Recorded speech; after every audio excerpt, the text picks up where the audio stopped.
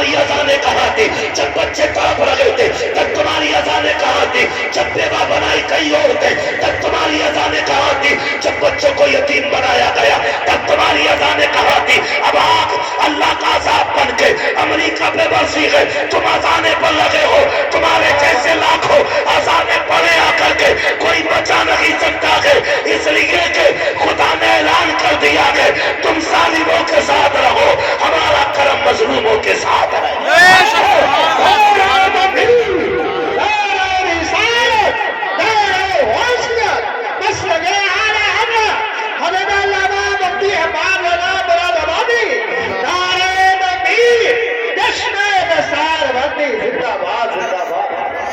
چاپلوسی کی بھی حد ہوتی ہے یار، اپنی پارٹی کا نام بڑھانے کے لیے آج تم ظالموں کے ساتھ کھڑے ہو گئے، ان کی آگ بجھا رہے ہو جسے رب نہیں بجھانا چاہتا۔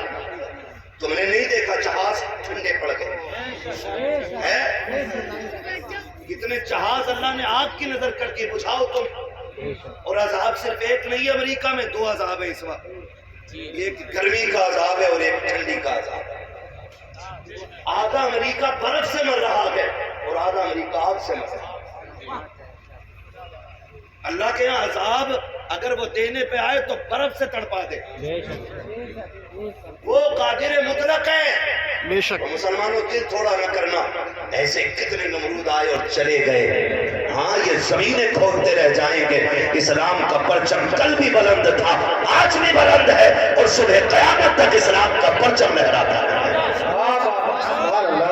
لیکن یہاں رک کے ایک بات کہوں، شرط ہے ہمیں صحیح ہونا ہے، بے شک ہمیں صحیح ہونا۔ کوئی قرآن کا ایک فرق پھاڑ دے تو پوری قوم کے سینے میں آگ لگ جاتی ہے، اور لگنی بھی چاہیے، کیونکہ قرآن کے ایک نقطے کی بھی توہین ہم گوارا نہیں کر سکتے۔ بے شک نقطہ تو کیا، جس جزدان میں قرآن رکھا جاتا ہے ہم تو اس کپڑے کی بھی توہین گوارا نہیں کریں گے۔ بے شک ہمیں تو ہمارے باپ نے بتایا بیٹے رحل پہ ٹھوکر نہ لگے، ہم نے کہا قرآن تو نہیں، کہا یہ قرآن نہیں لیکن اس پہ قرآن رکھا جاتا ہے۔ بے شک ہم تو اس لکڑی کا احترام کرتے ہیں جس پہ رکھ کے قرآن پڑھا جاتا ہے۔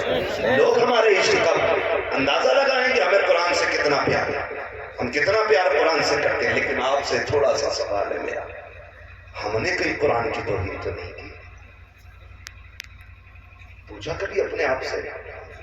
ہے نا، ہم حضرت دو چیزوں میں رہ گئے، ناروں میں پوری قوم لٹ گئی ہے، باہر بھی آتے ہیں تو کپڑے نکال کے ڈانس کر کے کہہ رہا سرکار کی آمد۔ یہ کون سا دین ہے، یہ کون سا دین؟ لگاؤ نعرے، نعرے ہماری جان بھی ہے، لیکن نعرے لگانے سے پہلے نا ظاہر اور باطن دونوں اچھے کرو، پھر اللہ تمہاری آواز سے نا نعرے کی باطن کے کلیجے پھاڑ دے گا۔